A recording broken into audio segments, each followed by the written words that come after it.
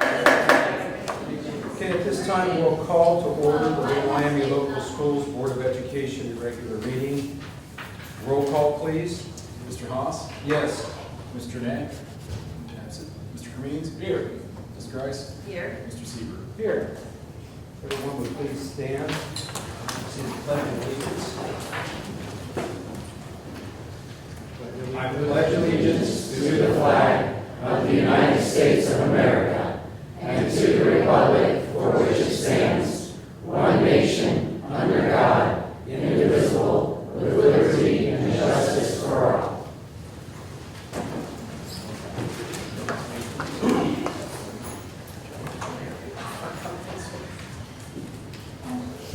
Okay, at this time, I need a motion to adopt the agenda that you have before you. I'll Second. Ms. Grice, seconded by Mr. Cremines. Roll call, please. Mr. Haas? Yes. Mr. Cremines? Yes. Ms. Grice? Yes. Mr. Seaver? Yes. Okay, at this time, we need a motion for the reading of the minutes. Mr. Siebert, I'll second. Ms. Grice. Roll call, please. Mr. Cremines? Yes. Ms. Grice? Yes. Mr. Seaver?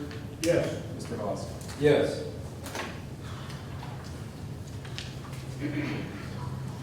Mr. Carl, would you like to take us through the calendar here, please? Sure. As part of Ohio Revised Code, annually, whenever the board adopts a calendar, we are holding a public calendar hearing.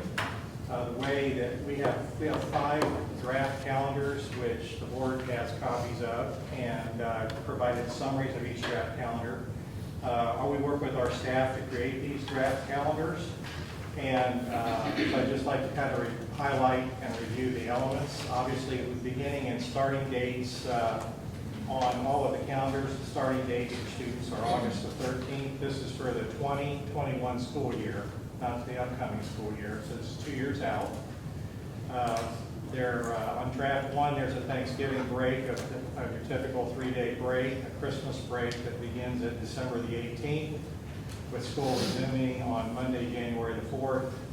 Spring break beginning March the 29th, and school resuming on April the 6th, which is aligned to Easter. And the last day for students would be May the 20th. Draft 2, again, starting date for students August the 13th. There's a 4-day weekend break in October, so there's no school on Friday, October the 9th, and Monday, October the 12th.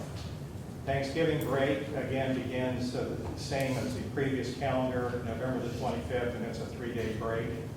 Christmas break is aligned the same as the first calendar, December the 18th for students, resuming January the 4th. On this calendar, there are 4-day weekends that are in February around President's Day, so there's no school February 12th and 15th.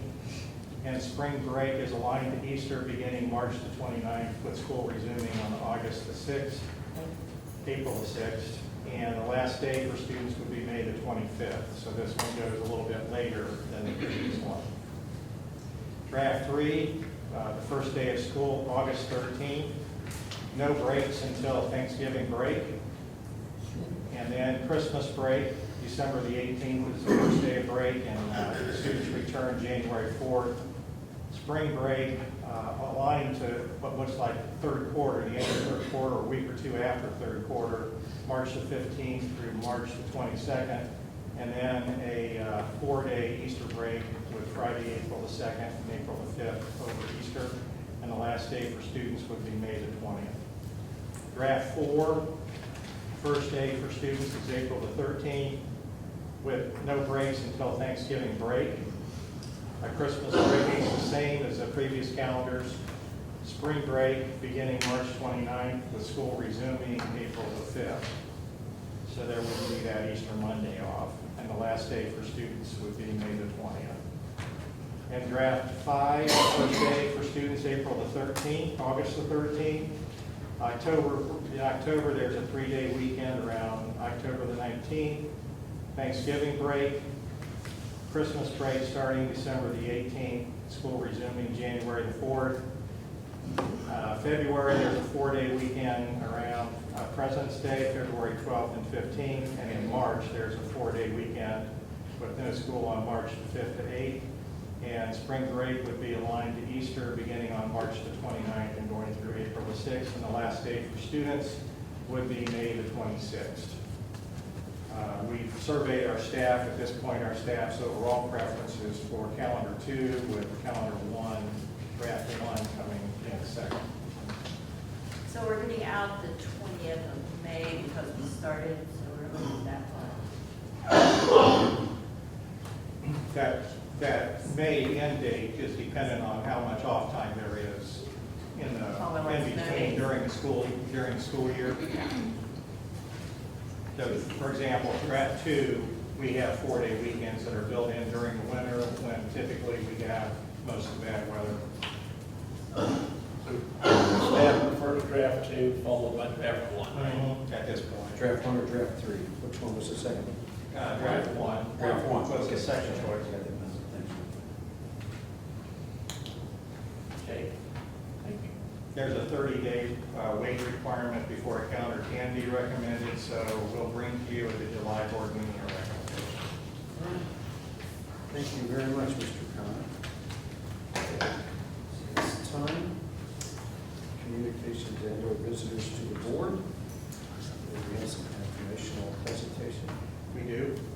We'd like to give the board a construction and design update from our vendors, Christie Becker. Hold on, I got a kick. We've been continuing to meet and work with staff to begin the design development elements of the additions in the new pre-K 1 building. We're further along on the intermediate building because that's the one that we'll be breaking ground on first. So Christie was going to kind of give a summary presentation if we can figure out how to get hooked up here. Let's try. It's verifying security.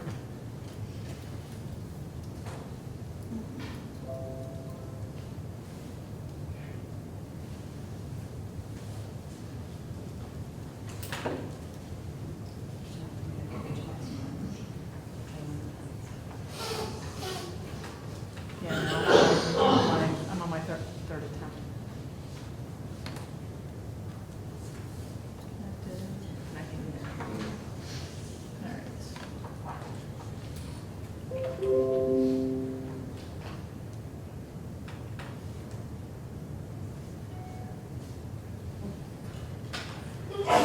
Well, I was hoping everybody was here for my presentation. I don't think that was the case.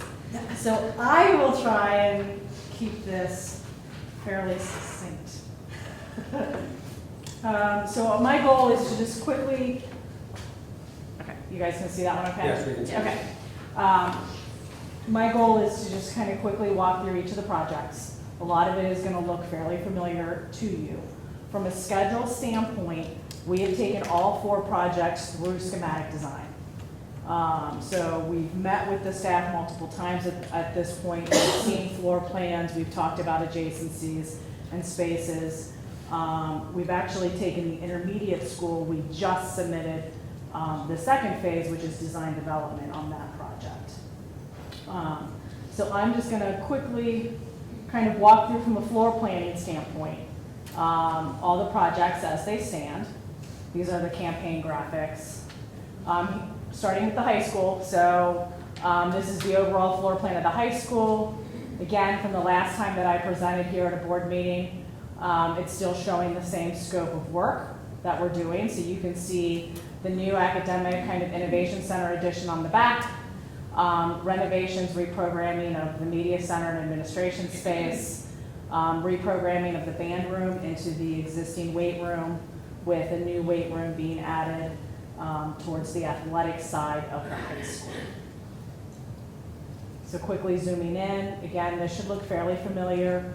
We've worked through, and we still have some tweaks to do, but we're working through that main administration office to make sure that we can accommodate both the main administration as well as guidance services to be able to support the kids, and exploring ways to expand the media center out actually into the hallway and across the hallway where we will remove some locker bays to be able to add some flex area for the students. This also shows where we are removing another locker bay to be able to offer some expanded cafeteria seating area for the kids. The front addition is a weight room off the front with some athletic administration support right there at that student entrance, so that people can quickly come to an athletic admin office area to be able to purchase tickets, grab a meeting with the athletic director, things like that. The wrestling room expansion is indicated on here, where we're taking an adjacent music room and almost doubling the size of the existing wrestling room. And then also shown on here is the locker room alternate.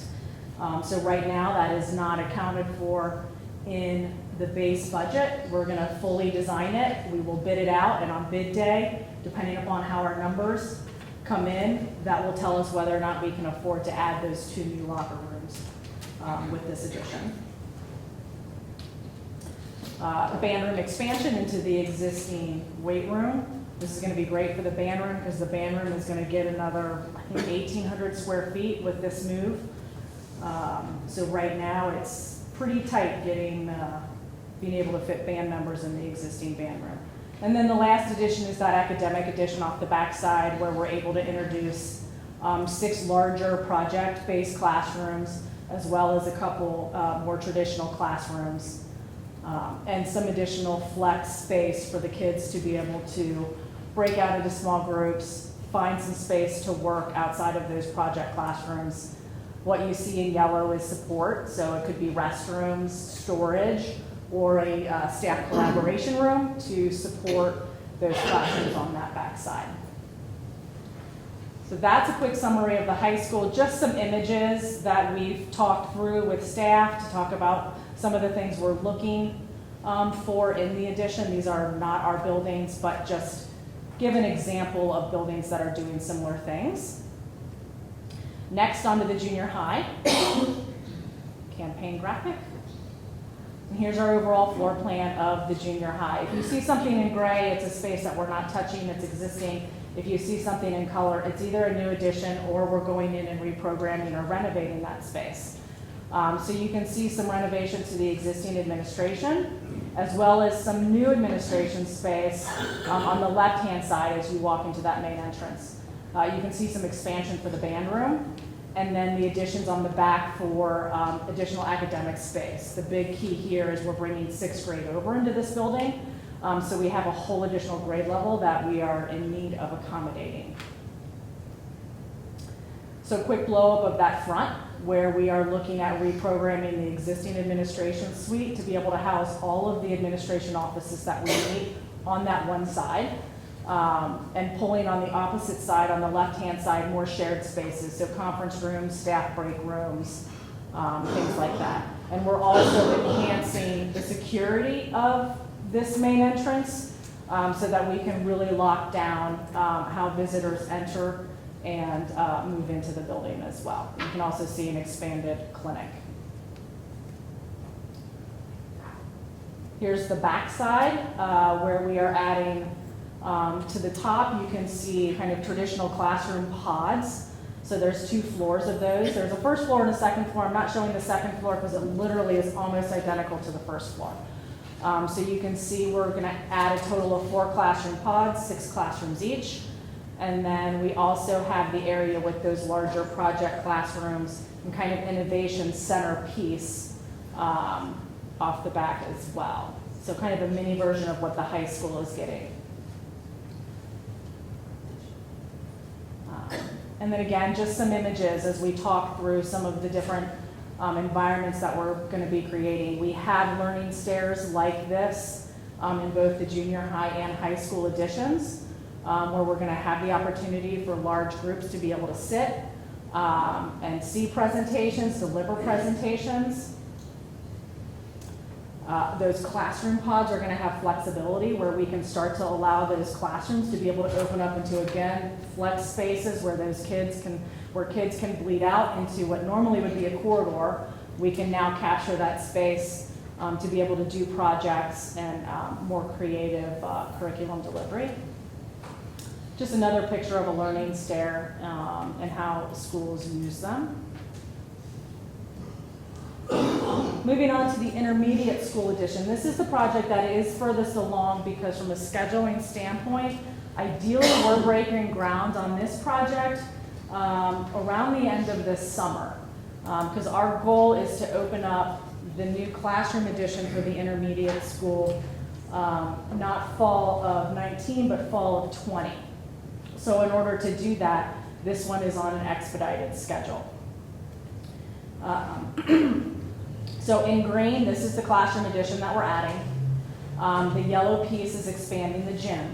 Right now, that gym expansion is an alternate, just like those locker rooms at the high school. So we will wait and see on bid day how our numbers come in to help determine whether or not we can double the size of the gym at this point, or if we need to hold off doubling the size of the gym for phase 2.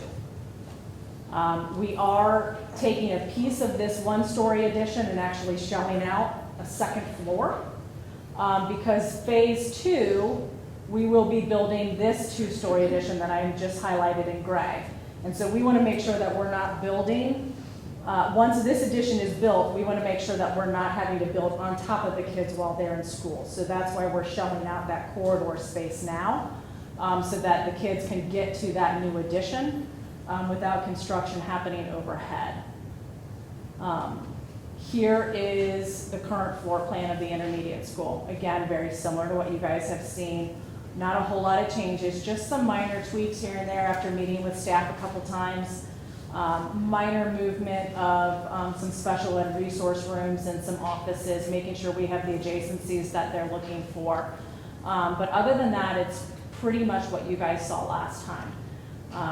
Still looking at 8 additional classrooms in that classroom pod with, again, a flex space for those classrooms to be able to open up and allow our students to be able to move in and out of that flex space, to be able to work collaboratively in groups, or if a tutor comes and needs to pull out a student, they can do it right there at the classrooms.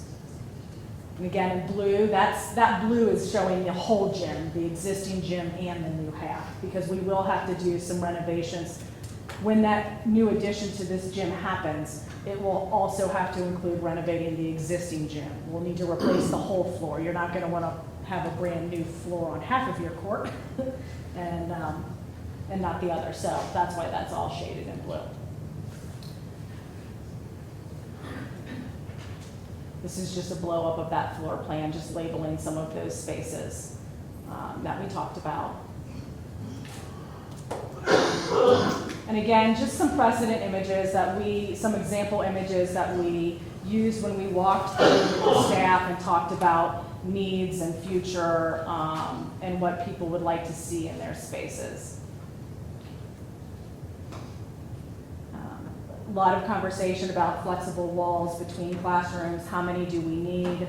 What's the appropriate ratio of classrooms that have no flexible walls to classrooms that do have flexible walls between them? So we had a lot of those types of conversations. A lot of conversations around student storage and how we want the students to store their stuff, whether it's cubbies, lockers, are they in the classroom, outside the classroom? Those are all the discussions that have been taking place over the last month or so. And here's just an example, again, when I talk about that flex area outside the classroom where kids can kind of bleed out and work collaboratively, just another example of what that space could feel like. Last project, the most extensive one because it's a brand new, ground up building, is our new early elementary. So this is taking the heaviest lift from the design team because it's an entirely new school. So this was just a campaign graphic. Here's where our floor plan currently sits with the early elementary. And so you can see that kind of on the left-hand side is the more public spaces where you see a main entrance, a gymnasium, student dining with a stage off of it. There's some fine arts that are shared amongst all the classroom pods and some special ed classrooms, all on that 1-story left-hand side. The right-hand side is a 2-story. You end up with 6 academic pods. Each academic pod is very similar. There's a few differences. The top and bottom academic pod on the first floor are designed to serve our PK kiddos. And so you will see little rooms off of those classrooms. Those little rooms are restrooms that are directly attached to those PK classrooms. The other 4 academic pods are designed to be kindergarten classrooms. They have a shared restroom, still within their overall pod, just not directly off of their classrooms. I put this slide in to talk a little bit about security and how we anticipate being able to lock the building down. So wherever you see a red dot is a pair of doors that can be closed and locked. It can be closed and locked in terms of after hours and community use if we want to just have the cafeteria, stage, and gym open, close off everything else. These also are important when we talk about a lockdown scenario. If, God forbid, there was an intruder or a visitor that we didn't want in the building, pretty much at the push of a button, all of those doors can close and lock and secure our kids in their different academic pods or in the dining facility. This is just a quick zooming in of that public space portion of the building. Again, 1 story. Lots of different heights in this 1 story, because you can imagine that the gym is going to be a tall volume, the student dining and stage is going to be a tall volume, but that admin area, the orange where you see all your offices, that's 1 story but might be lower. You can see where the main entrance is coming in, and with the art room right off of that main entrance. So right when you walk in, we're hoping to be able to create some visibility directly into that art room. Art is one of the most fun spots to be able to see what kids are working on. So we love to put it close to the front door to be able to showcase some of their creativity. So you can see the art room and a makerspace that are right there up front, and the MH rooms on the opposite side of the hall. The MH rooms have a nice kind of direct hallway that can lead them to an outdoor learning area or a play area specifically designed to meet their handicap needs. And then the main outdoor play you can see is directly off the student dining, and we're leaving some room to be able to have a garden area as well to be able to support the kitchen. So if we can start to provide an opportunity where maybe the kids are actually growing some of the things that the kitchen is using, could be a great added kind of curriculum learning potential. So that's the main public area.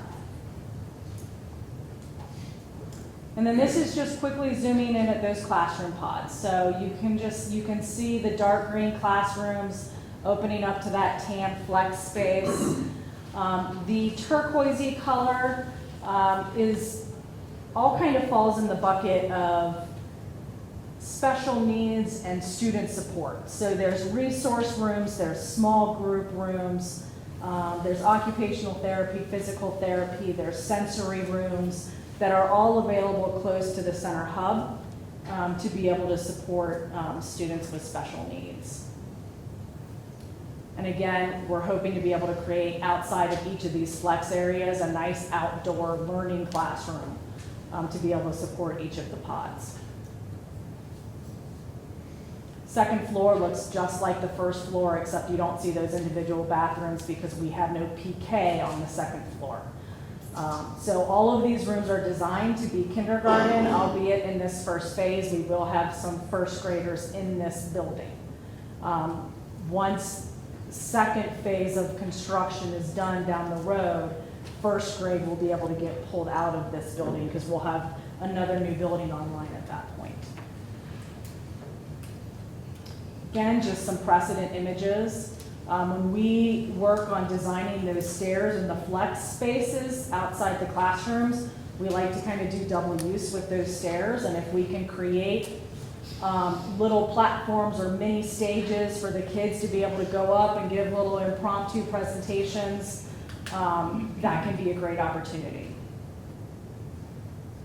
So just some examples of some spaces for our youngest learners, and you've seen this one as well.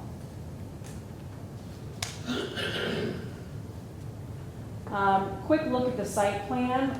This is obviously still a design in progress. This is the building that is taking the longest to design, so it's the least furthest along, but we are in the process of working through how this building lays out on the site, how site circulation might happen. So you can see some red arrows coming in at the top indicating a parent drop-off loop, and a blue arrow on the bottom indicating a bus drop-off loop, so we can separate those two entirely on this site. So this is kind of what we envision the parent and bus might be for the PKK, for the existing Salem Elementary. Same bus drop-off loop, but parent drop-off might loop back and then drop off in the front of Salem. They could use the same exact parent loop as the PKK because we are anticipating these buildings starting and ending on different schedules from a traffic standpoint on this site. It will be good to stagger the amount of traffic coming and going. So that's a quick look at where we sit currently on the overall site. And then, last but not least, our budget numbers. And Pete, chime in if I missed something, but there's a lot of numbers sitting here, but you can see all the different projects and our current budgets allocated for each project. At this point, the only project that has been estimated is the intermediate school at a schematic design level. And so you can see that this first estimate at schematic design level for the intermediate is sitting $300,000, $314,000 over our projected budget. But the other thing I want you to notice is we have two fairly sizable contingency buckets associated with this project. So you can see construction contingency and you can see soft cost contingencies. And that goes for all the projects. And we also have, in addition to construction and soft cost contingency, we have buried in the 6.9 estimate for the intermediate school is a design contingency of $273,000. So right now, Skanska has our next set of drawings already, our design development set of drawings. They're starting to estimate that.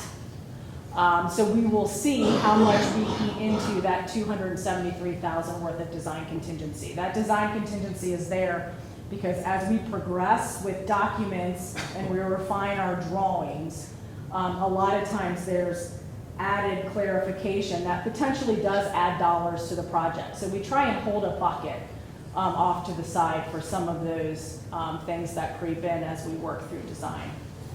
The current gym alternate for the intermediate is sitting at about $1.3 million. Okay, so that is outside of the 6.9 estimate.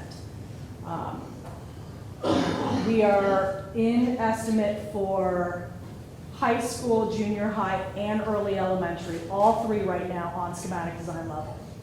And so we aren't going to panic about the 314 at this point because we really want to see how all four projects are tracking to understand if there's any dollars that can shift from one project to another project.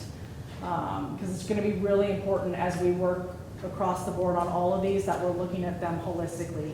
I can guarantee that dollars are going to probably need to shift from bucket to bucket, knowing that obviously we have a total that we can't go over. There is the potential, if we get into some budget issues, of being able to reallocate some soft cost contingency into hard dollar cost contingency. Our soft cost contingency bucket is a pretty healthy bucket of money right now that we don't anticipate needing to use all of. So at this point, our goal is to protect the contingencies to be able to purchase our alternates down the road. We'd rather not be hitting those contingency buckets this early on. And then the last kind of note here is that there are future road improvements that are unknown at this time. We're in the middle of wrapping up our traffic studies at Salem and our traffic studies at the junior high school. Once those are complete, we're going to have we've been able to sit down with Morrow. We'll have a better idea of what that potential roadway improvement could hold for us. We are also looking into grant possibilities for some of that road work as well. We can capture some grant money that the municipalities really have to be the ones that go after, but we can help them. That could cut our costs in half. That grant could cover up to 50% of that potentially. So we're looking into that. I can't guarantee it, but we're looking into that. But at this point, we're not sure yet what the road improvements are gonna be. You know, as we're looking at the Salem site, the first 800 feet of Welsh Road are county road. So coming up from our Rossburg up the hill, that first 800 feet that's county road. I never knew that. So it's just an outline of the road itself. It's in the county. So there's kind of a multiple jurisdiction piece there. That all the way up to about where the middle of the front of Welsh Road is. That road is county road. The other side is village. And the other side, and then the rest of it is village. Yeah. So who would apply for the grants? Maybe The jurisdictions would have to, Mainville would have to, Morrow would have to, but it'll have to be us sitting down, having I that think we got to conversation. steer and see. that direction. I was part of a grant application with the municipality on another project just in the last 2 months, and I didn't even know about it. And then they were the ones that brought it up and said, hey, listen, we got to hit this cycle. We're going to go for this grant application. So our recommendation is let's have the conversation with the civil designers, and then approach it with the municipalities and say, have you thought about this? There's other things that come into the picture too. Like for example, on the early elementary school, currently other districts I'm working in, we've gone through some pretty nice E-rate projects. And it depends on every district's free and reduced lunches or difference and some things like that. I don't know what that's here. Northwest it added up to about $300,000 for their elementary projects. Whether that's an option here. Right. So we'll be looking at Start that, we'll throwing be in looking at Duke Duke, rebates, yeah, we'll be looking start into Duke throwing in- initiatives, those sorts of things as well. To Christie's point, being 300,000 over on an SD estimate for the intermediate school, it's not like we can go in there and cut windows out of classrooms. It's a pretty bare bones with not a lot of thrills. But we like to look at estimates of what it's going to be when we go to buy it. So some of that's in there. To her point, the 273, if we're estimating what steel is going to be to buy it when we get to the end of the construction documents, and that's been absorbed not absorbing in the 273 design contingency. It could be that we're sitting somewhat within 50 grand of the estimates. So it could be when we get to the SD of the elementary school, we come up with a list of options to say, hey, you got a great building, but we can save you $1 million just doing this. And then you reallocate to your priorities and your budget. And really it's a constant, hey, here's what your hot spots are, your wish list. Let's keep evaluating that. But then where are we at risk? Right? Is it the street projects? Probably that's a big chunk right now that we would recommend. Let's have a strategy to get to hold the bottom line. 64.6 is the number, and that's all there is. And I do have a question on the grant situation.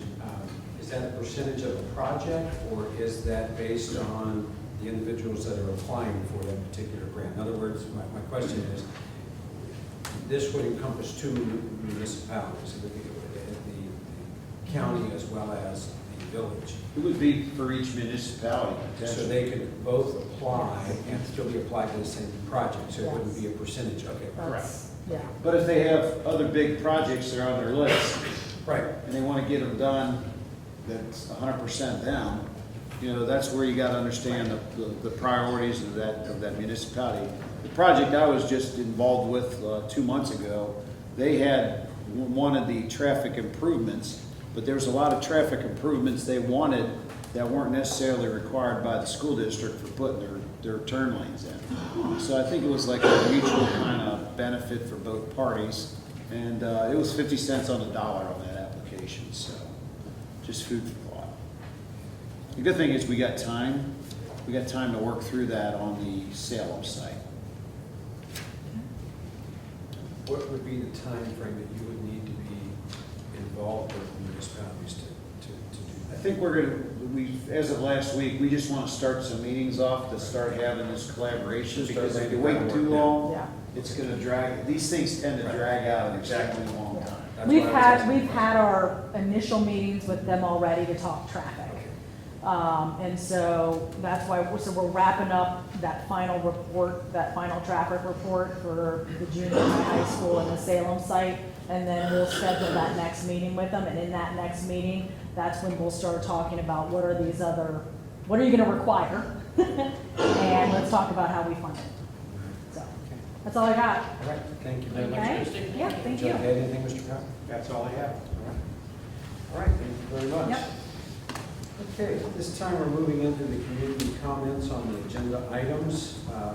Before I ask Ms. Coots if there is no one signed up. Okay, well, I was going to say there was a lot of people present. I was going to outline how we do that, but if no one has signed up, then we will not bother with that. Okay, next agenda item, is recommendation for the treasurer's contract. Need a motion? I'll move. Mr. Means? Second? Who seconded that? We did. Mr. Seaver? Roll call, please. Ms. Grice? Yes. Mr. Seaver? Yes. Mr. Haas? Yes. Mr. Kaminga? Yes. Thank you. Okay, next time we will entertain treasurer's reports. Mr. Gondon? Yes, guys, for the board's approval of the monthly treasury reports, including the financial summary, bank reconciliation, revenue, and two different budgetary reports for month ending April 2019. I'll move. I'll second.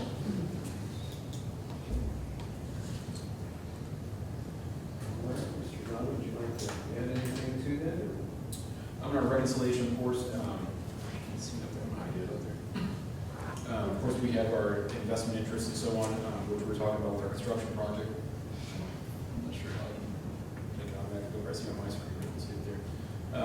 But roughly, yeah, we're at 64.6 million, of course, the bond project, and we're roughly around 67, 68 million right now, counting the premiums that we collected when we sold the bonds and the notes, and then also our investment interests that we've earned so far with those funds invested. No questions? Roll call, please. Mr. Seaver? Yes. Mr. Haas? Yes. Mr. Cremings? Yes. Ms. Grice? Yes. Next, item 2, ask for the board's approval of the contracts as listed. I'll move. Mr. Means?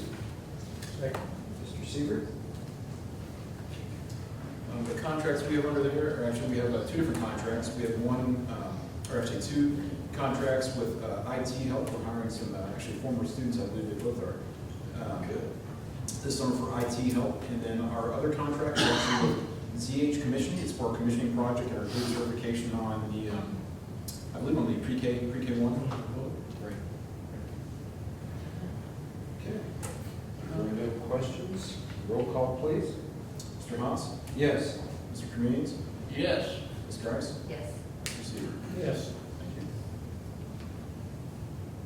Next, under item 3, I ask for the board's approval of awarding a bid for the tennis court repaving improvements at the high school.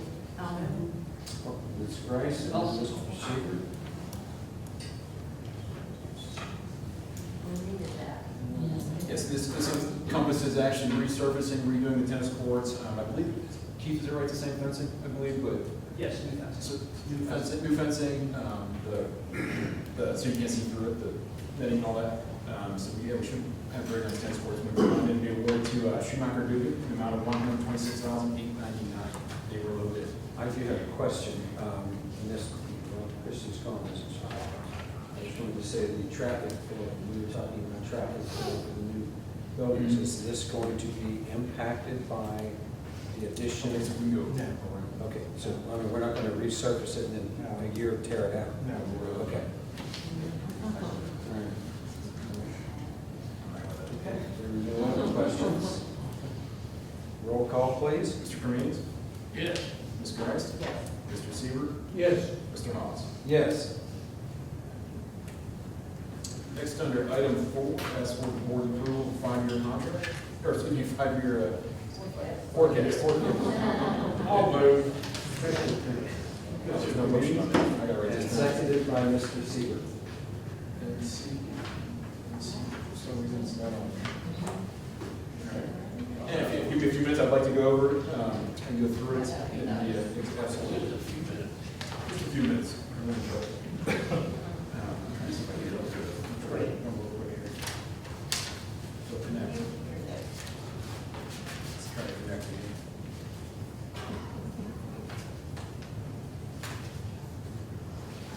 Get the right one. And we'll show the wrong one. So fix that.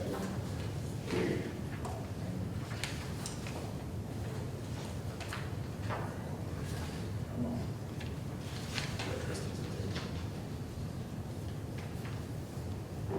Oh, it's gone.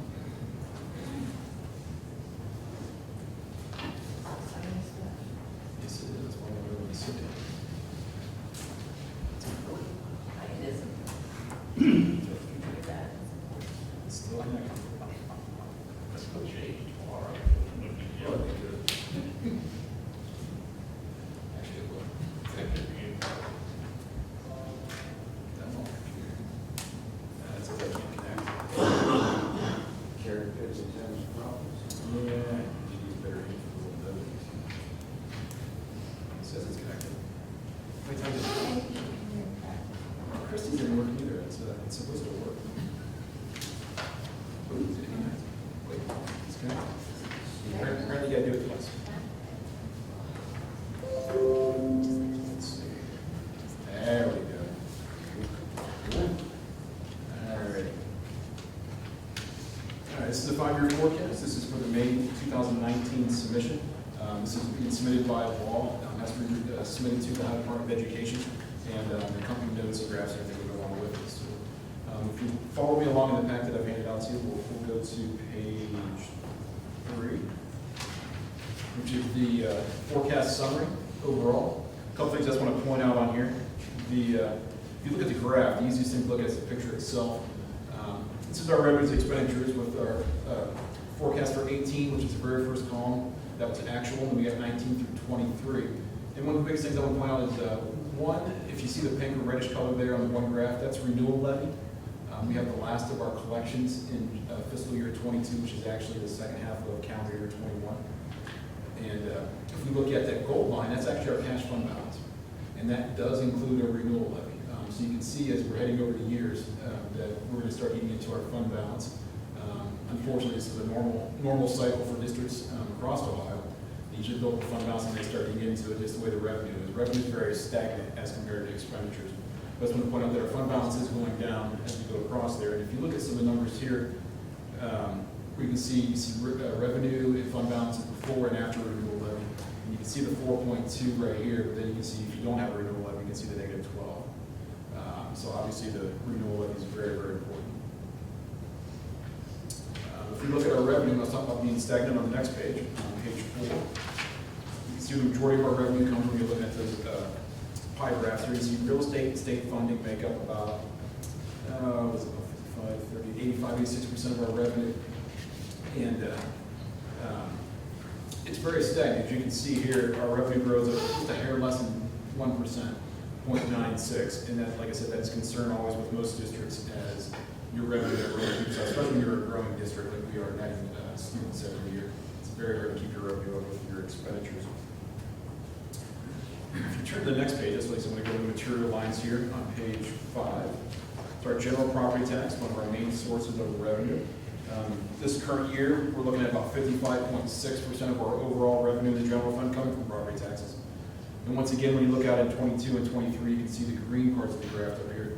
And that is once again the renewal levy and the amount of dollars that it makes up for it. As you can see when you look at the graphs, we see a nice little increase in property taxes here. And that's mainly due to new construction. And we just had our reappraisal done in 18. Every 6 years you get a hard reappraisal, as they call it. And we saw roughly a 17% increase in residential and agricultural, which is huge, one of the highest, if not the highest in Warren County, actually, for as far as valuations going up in the real estate. This doesn't mean we have to take our revenue because of House Bill 920 back in the 70s sets revenue at like kind of it's a fixed amount essentially. And you can't, just because your property tax, or your real estate valuation is good, doesn't mean your property tax is gonna go along with it. Because a lot of things are, whatever the past, that when the levy was passed, whatever year, it would be set at that point. But like I said, the property tax is very stable, going well. Like once again, I said, you know, the green column there at the top shows that, you know, it's real, it's very important. If we go to the next page, on page 6, this is public utility personal property tax. Very, very stable. This goes along with the property tax also. So very similar, as you can see, very, very similar graph, projecting this to remain stable and constant throughout the forecast throughout fiscal year 23. Next page is income tax. We do not have income tax currently at the school districts. Past that. The next main source of revenue that the school district has is what's called unrestricted grants and aid. That's actually your state foundation money. It's a state money everybody talks about. Everyone says, oh, the lottery, but this is where it comes from. I'm not sure how much lottery money's in there, to be honest. But the current budget, House Bill 49, is a 2-year final budget that the governor puts out and goes through the House and the Senate. It's wrapping up as of June 30th. The new budget, House Bill 166, has been released by the governor, went through the House committee. It's currently at the Senate in Columbus, and it's getting evaluated once again. Unfortunately, they don't approve these budgets till typically and sign them until like June 28th, and it starts July 1. So they don't give you a whole lot of time to know what's coming. These estimates are based on the current budget that we have in current formula, and that's why you can see it remaining pretty stagnant. The current formula, we get additional funding per child up to a certain dollar amount. And something I wanted to share with you, this current year, they give you roughly $6,020 to fund a student. Then they have what they call state share index, which is based on your wealth of your district, which is based on property valuations and median incomes and so on. We get a third. We get 33.5% of that. So we get about $2,017 of the $6,000. In a minute, we get into some things on the expenditure side. But the funny thing is, you get the $2,000 coming in, but if we have kids that open enroll to other districts out, they take the $6,020 out. So you're short $4,000 every time a kid open enrolls to another district. But once again, as I'm looking at the state foundation revenue here, remaining fairly flat as we get a new budget. Like I said, towards the end of June, we'll update the forecast and make changes to it accordingly. I heard Yes?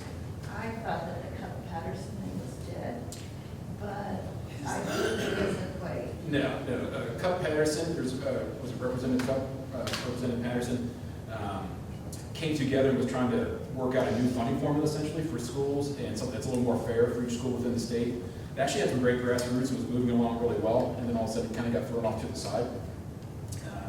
My inside people tell me there's money there to do it, but no one really wants to do it, to be honest. I heard it was dead in its tracks, but then I also did hear that it's still got a little bit of grass hanging on there. From the Senate. Yes, so the budget, so the House sent out a commission, essentially the budget, and they took the governor's budget, they looked at it, and they actually made it a little bit worse. They froze our dollars. And when I say freeze it, I mean we're not getting any more than we're gonna get this year, including our deductions and stuff could actually go up next year. So we could actually net less dollars next year than we do now. Now, that is just what came out of the House. That's nothing in law, nothing has been approved, so that's why I'm still using the old formula to base everything on now. But it does have a little bit of life left in it, I think, at this point, but yeah, we'll wait and see. For the next page, restricted grants and aid. And this is just a smaller area. This is going to be flat. This is just more catastrophic aid, career technology funds. Very small portion of it. It's going to remain flat throughout the forecast. Property tax allocation, this actually goes hand in hand with the real estate tax that we were talking about. That's why it looks very similar. This is the credits that you get when you pay your taxes. You get your home, if you qualify for homestead or any of the rollbacks. This is money that is actually paid to us by the state instead of you paying it. Typically, if all those things apply to you, you'd only pay 87.5% of your taxes instead of 100%, and that reimbursement comes back to us from the state. So this remains pretty stable, pretty solid, and in line with the property taxes.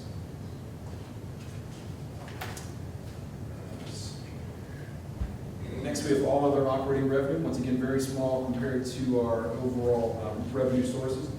Just want to point out right here, you see this is the tallest line, we're going down a little bit. The biggest thing that played into this was probably interest revenue. We had our highest fund balances in fiscal year 18 that we had in a span looking forward 5 years or going back a few years. And obviously, the more funds you have to invest, the more earnings you can make. So that's why we're seeing it drop down a little bit here. But the rates have to go up a little bit, which has been nice too if you got money to invest. That's been a good thing. Other financing sources, we don't project to have any of those the rest of this forecast, so we're okay there. Here's expenditures. And some of the largest expenditures we have are salaries, of course, and benefits. Overall, because we are a service organization providing a service, the last 5 years, we were under 6% as far as overall expenditures. Looking forward, under 5%, we're at 4.76 going forward. The main things that are driving that, of course, is our growth. You get more and more students, we get essentially more teachers, more personnel because of the amount of students that we have. And to go along with that, if you look at the next page on page 14, with our personnel services, like I said, those are our salaries. This current year, or excuse me, the year coming up, we're looking at adding 3.5 certified positions, 1.14 classified, and 1.67 exempted. Like I said, once again, the overall growth of the district and the amount of students come in, we have 126 students more right now than we did at the end of last year. And that's actually been one of the lower years. The prior years, we've got 153, 161, 172, 182, so we've actually dropped down a little bit, which you can see our growth, as you well know, has been growing leaps and bounds every year. I do want to point out, there are salary increases in these numbers forecasted, but there are no base base increases, just step increases are included. Next line is employee benefits, another major expenditure for us, of course, in all districts. And we've been looking pretty good as far as the biggest thing that drives this is our medical insurance. We have high deductible health plans. We've had them for over a decade. One of the first districts in Ohio to actually have a high deductible health plan. It's been a big cost savings for us. Last year we only had a 2% increase in our premiums, but actually in calendar year 20 we have a 12% going forward. The consortium we're in, actually the 12% was the lowest that they actually had. Some people got 26, 27% increases. We were one of 5 people out of about, I think, 80 some schools, 90 schools in the UPC that actually only got the 12%. We'll see where it goes next year, evaluate it. We can always look at to see if there's any other changes or anything we can do to save on premiums. If we have to go somewhere else, we look and bid ourselves out to look for another place. But we've been really good. We've had 0% increases at any one. In the past, it's always been single digits. So hopefully this will be an off year. We'll see how it goes. The next we have purchase services. Purchase services made up by mainly open enrollment in community schools. And I'm going to talk about that in a minute. We touched base on that. You can see here, we're seeing a big jump from 18 to 19 right now. We've had a little bit of a jump right here in community open enrollment and community schools, about 140,000 between the two. And we've also had an increase in special education services. We've had about $500,000 or so increase in that. And it's unfortunately, we have to provide, and services are much needed also. So, we got to provide the education and so on. So we just have to find the best places to do it. So we see a little projection of our purchase services going up. And going up gradually, of course, but we do have a little bit of a jump right here from 18 to 19. Supplies and materials, pretty much the same way, pretty stable from 18 to 19. Hopefully drop back down to 20 a little bit. This is made up of like student supplies, teacher resources, maintenance, fuel, you name it. So everything we need to make the bus wheels go around. But pretty stable. Capital outlay. Next item, this is our items that we purchased that have a 5-year lifespan or longer. Obviously, you can see in 18, the huge increase here. That is the building you're sitting in. And as you can see, we dropped back down a little closer to historical levels. We did also project bus purchases each year of 4 buses. And we also have our technology and so on for our one-to-one power up project that we do at the high school and going into the junior high. Those are all budgeted into the capital outlay line. Remind me again how much bus costs. About 82.5 for regular 72 pass or 77 pass, about 92, 93 for the special needs with air conditioning. I got way too many uses. Intergovernmental debt we don't have, and anymore. This was clear back in the fiscal emergency and paying back our loans. And other objects is just that. Other items, expenditures. Really, it's more of a water fees, treasurer's fees, and collecting, distributing property taxes, and so on. We expect those to remain pretty flat. A little bit of an increase just due to inflation each year. And then there are other financing uses. We don't expect to have any of those rest of the year or the first forecast. And here is the actual forecast. I'm going to give a copy of this also. And this just shows our current 2018, or excuse me, actual 2018 and our current 19, and then the next 4 years after that. Once this fiscal year is over, I'll roll this over and we'll get another fiscal year out here in the end, make the 5th year. And like I said, it's a working document. Essentially, like as Mr. Cremini said, you can change this document tomorrow when we learn something new. This is everything we know of now, where we feel everything's gonna be, and it's a guiding tool, it's a management tool to see where we're heading in the future and, you know, and where we've been. Like I said, I'd like to point out that the green line here just shows you we are operating at a deficit going forward. It's gonna be a small one this year at 1.6, and then growing each year. Unfortunately, that's somewhat normal, and especially very normal for growing school districts. You have to, unfortunately, it's costing every kid moves into the district. It's a bittersweet thing to have when everyone wants to move into your district, and there's always a dollar attached to it. But that's the May submission of the 5-year forecast, and this will be updated accordingly when the House Bill 166 gets finalized, and we can add or maybe some more concrete numbers to the state funding. And if there's any questions by any of the board? Yeah, it wasn't too bad, was it? Questions? Very good, thank you. Okay, this time, roll call, please. Yes. We do this on paper for some.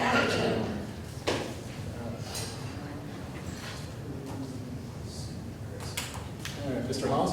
Yes. Mr. Cummings? Yes. Mr. Seaver? Yes. Ms. Gregson? Yes. All right, under item 5, I ask for the board's approval of a meal price increase for our lunch service. I'll move. Ms. Rice? Second. Mr. Cruz?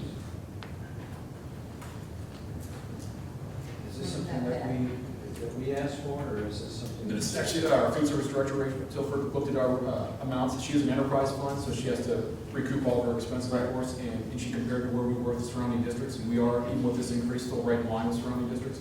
And we were getting a little lean, I guess you'd say, onto the operating costs compared to revenue.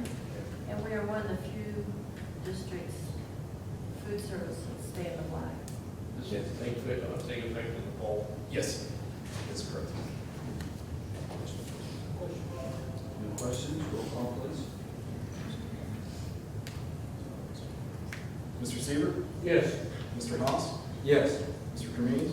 Yes. Ms. Gregson? Yes. Next, I ask for the board's approval of item 6 of a donation. I'll move. Ms. Rice? Second. Mr. Cruz?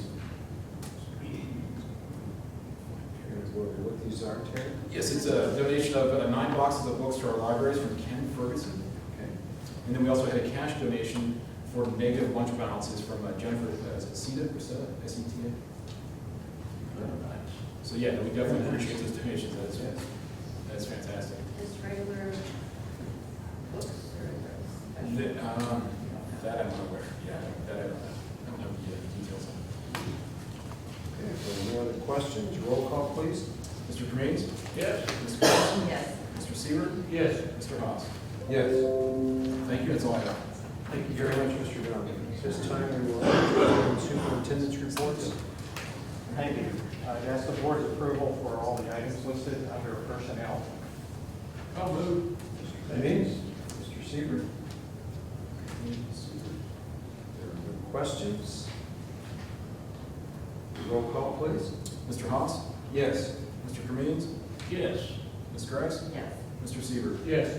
Okay, I think we have some newly employed staff here. A couple of our former teachers who are now going to be assistant principals, Jen and Lindsay, would you like to come up and reintroduce yourself as our 2 newest administrators at Salem? And I think I see Eric out there. Eric, would you come up and introduce yourself to the board? Anyone else that's here? Thank you. Well, Thank you, guys.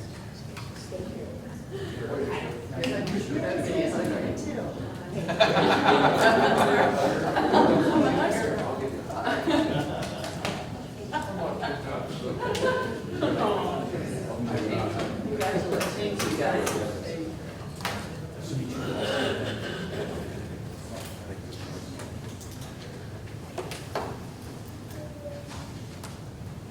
Next, I would ask the board's approval for a successor contract. We recently finished negotiations with our Teachers Association and have come to a tentative agreement, and the Teachers Association has approved that contract, and I'd ask the board's approval of the new contract. Okay. What about the federal understanding for the Warren County? Warren County Visitor.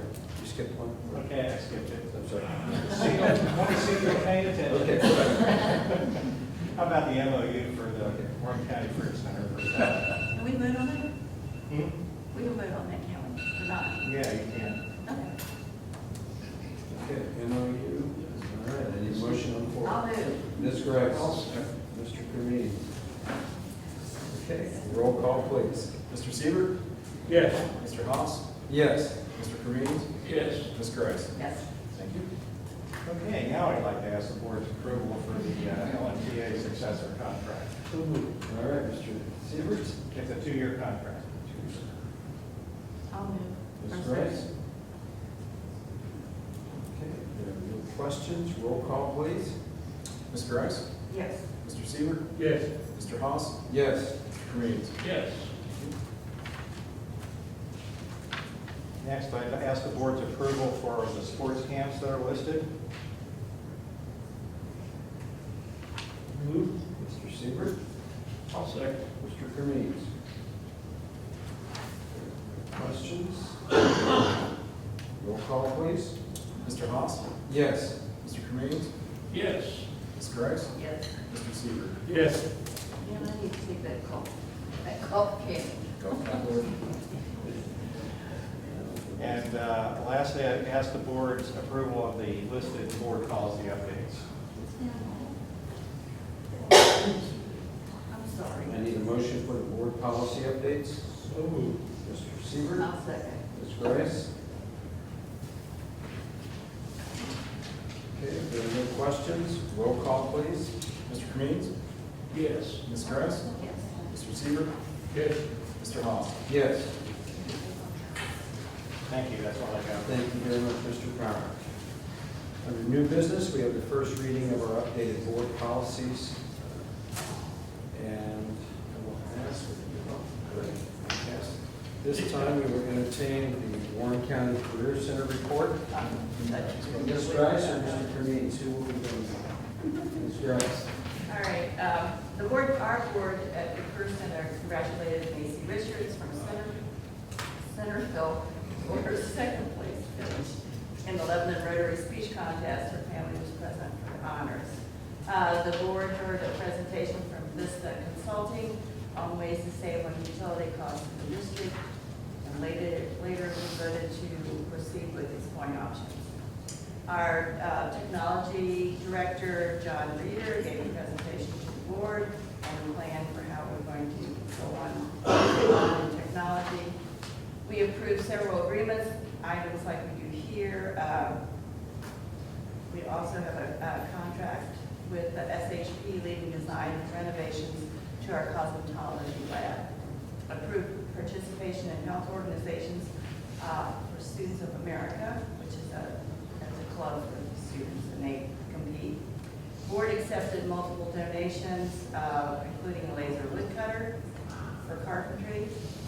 And then Mr. Cremins reported in-demand jobs week recognition at Butler Tech. I reported on the student successes at Ohio Skills USA.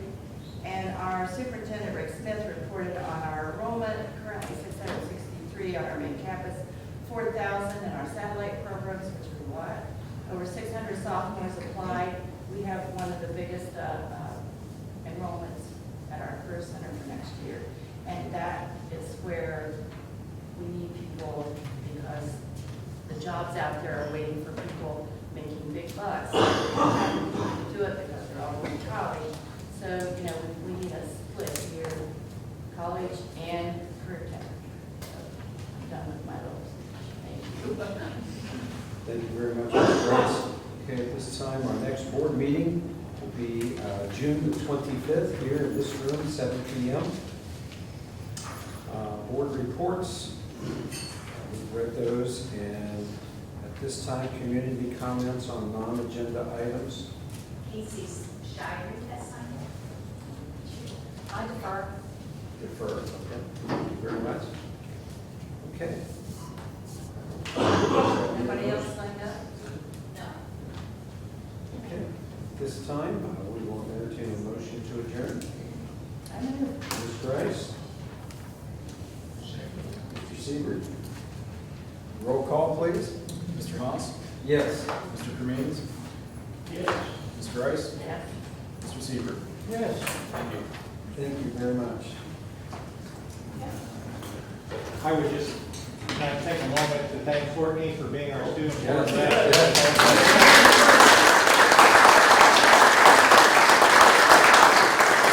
When she got here tonight, I told her that she looked different. She didn't look like a high school student. No longer us.